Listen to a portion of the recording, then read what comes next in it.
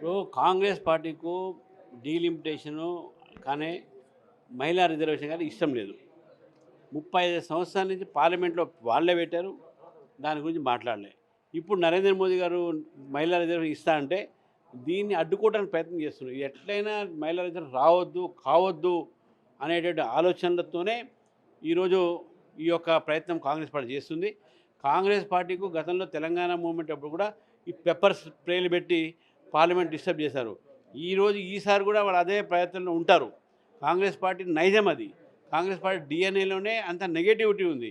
కాబట్టి కాంగ్రెస్ పార్టీకి మహిళా రిజర్వేషన్ ఇష్టం లేదు కాబట్టి ఈ కొత్త కొత్త పథకాలు ఏవైతే ప్రపోజల్స్ ఉన్నాయో పనికిరాని ప్రపోజల్స్, ఎవరికి అర్థం కాని ప్రపోజల్స్, అది ఇంప్లిమెంట్ కాని ప్రపోజల్ తీసుకొచ్చి రేవంత్ రెడ్డి గారు మన ముందు పెడతా ఉన్నారు. అంటే ఆ సీఎం చెప్పిన ప్రపోజల్‌ని మీరు అసలు ఫస్ట్ అర్థం చేసుకుంటే మీకే తెలుస్తదని చెప్పేసి అద్దంకి ఎమ్మెల్సీ మాట్లాడండి. వాళ్ళకి మాట అసలు ఫస్ట్ ఆయనకు అర్థమైందని నేను అడుగుతున్నాను.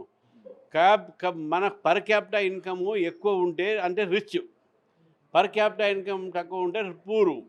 అంటే రిచ్ పూరు అంటే బీదవాడు ధనికుడి మధ్యన మీరు ఈ యొక్క వివక్ష తీసుకొస్తున్నారు, ప్రయత్నం చేస్తున్నది కాంగ్రెస్ పార్టీ.